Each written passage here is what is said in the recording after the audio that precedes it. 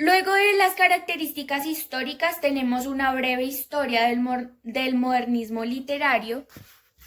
Luego de las características tenemos una breve historia del modernismo literario en América Latina. El modernismo literario es hispanoamericano. ¿Qué quiere decir eso? Que surgió en América Latina. Entonces, surgió desde el año 1880 y se acabó alrededor de la Primera Guerra Mundial. Tuvo muchos autores y tuvo muchos que ayudaron a que el modernismo surgiera, el modernismo literario, pero el más importante fue Rubén Darío. Este movimiento es nicaragüense, por lo cual Rubén Darío fue el que más influenció a que este movimiento surgiera. Luego de ver la historia, nos vamos para las características literarias. La primera característica literaria, como lo podemos ver, es el cosmopolitismo. ¿Qué es el cosmopolitismo? El cosmopolitismo es aquel que le da la libertad al creador de ir más allá y de pensar más allá de lo que ve y tener una visión más amplia para poder crear así sus obras. Asimismo, le da una actitud abierta al poeta. Ahora veremos la segunda característica, que sería la renovación de los recursos expresivos. ¿Qué quiere decir con esto? Muchos utilizamos los mismos recursos expresivos, como lo son el lenguaje oral, el lenguaje escrito, pero hay muchos más, como por ejemplo la música. Esos son algunos vocablos que no se utilizan frecuentemente, pero que el modernismo quiso dar a conocer para así tener otro uso expresivo. Entonces, lo que quiere decir esto es que una característica fue que renovaron los usos expresivos. Ahora veremos nuestra tercera característica, que es simplificación de la sintaxis. ¿Qué quiere decir esto?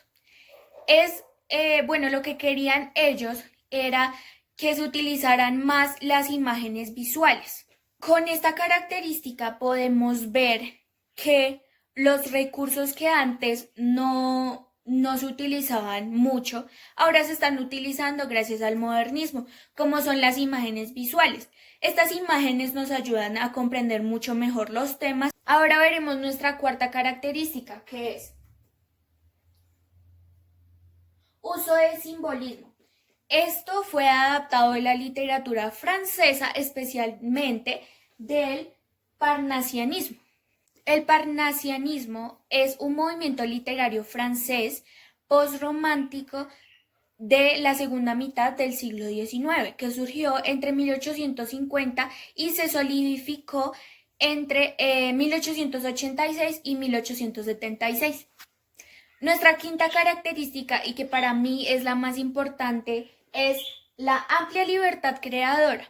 ¿Esto qué quiere decir? Que el ente creador es el poeta y se le da como cierta capacidad o tenía la capacidad de crear según su visión del arte, porque cada uno tiene una visión diferente del arte.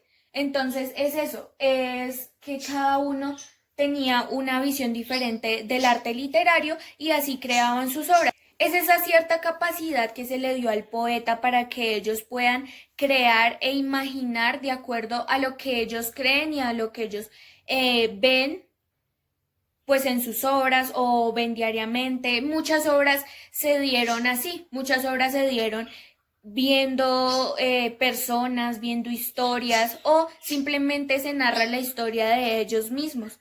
Entonces es eso, les dieron la capacidad de crear. Ahora veremos nuestra sexta característica. Esta característica es muy usada ahora. Entonces es el uso del verso alejandrino. Es un verso de 14 sílabas que fue creado, esta métrica fue creada por Rubén Darío. Perfección formal. El cisne es el simbolismo representativo de la perfección, la majestuosidad del mundo y de las artes.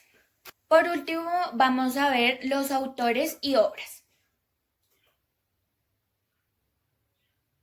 Ok, la lista de autores del modernismo literario es muy extensa, ya que a este movimiento también se unió España y muchos participaron. Entonces, pues aquí vamos a tener solo algunos que fueron como los más representativos. Esto no quiere decir que hubieron más, obviamente sí, hubieron más, pero aquí solo vamos a hacer como una breve explicación de algunos que fueron un poco más importantes. Bueno, vamos a empezar en primer lugar con Rubén Darío. Rubén Darío fue un poeta, periodista y fue considerado el fundador del modernismo con su poemario en 1888 y célebre por sus poemarios, prosas y profanas en 1896. Cantos de vida y esperanza y Los cisnes y otros poemas en 1905 y sus libros de prosas Los raros en 1896.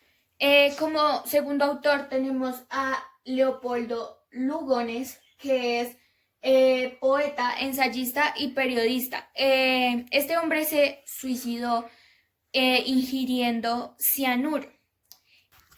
Él fue el precursor de relato fantástico y de ciencia ficción rioplatense. Sus obras más relevantes o más célebres son La montaña de oro en 1897 y Los crepúsculos del jardín en 1905. Ahora seguimos con José Martí, que era político, periodista, filósofo y pensador. Él fue el fundador del Partido Revolucionario de Cuba. Este hombre murió en la Guerra de Independencia cubana, en la que se destaca Las crónicas de Nuestra América en 1891 y La poesía de oro de 1878 a 1882. Ahora tenemos a José Asunción. Este es un poeta viajero de una obra muy breve pero muy importante que era El libro de versos en 1923. Se suicidó de un tiro en el corazón a los 30 años. Tenemos a Amado Nervo, que es un periodista, poeta y diplomático que fue célebre por su amistad con Oscar Wilde en París y por sus obras El Bachiller, novela en 1895. Y los poemarios Perlas Negras Místicas en 1898. Ahora con mucho orgullo les voy a presentar a Delmira Agustini, quien fue una poeta proveniente de una pudiente sociedad y que logró entrar a este movimiento con mucho esfuerzo, ya que en esa época había mucho machismo. Se destaca su obra El libro blanco en 1907, Los cálices vacíos en 1913 y por último Correspondencia sexual en 1969. Ahora veremos a Manuel Machado, quien es un poeta y dramaturgo, hermano de Antonio Machado. Publicó una extensa obra en la cual destacan Alma en 1902. Y por último tenemos al autor Manuel Díaz, quien es ensayista, novelista y cuentista. Entre sus obras importantes está la novela Ídolos rotos de 1901. Y Sangre Patricia de 1902. Y por último, Entre las colinas de Flor en 1935. Por último, muchas gracias por su atención prestada.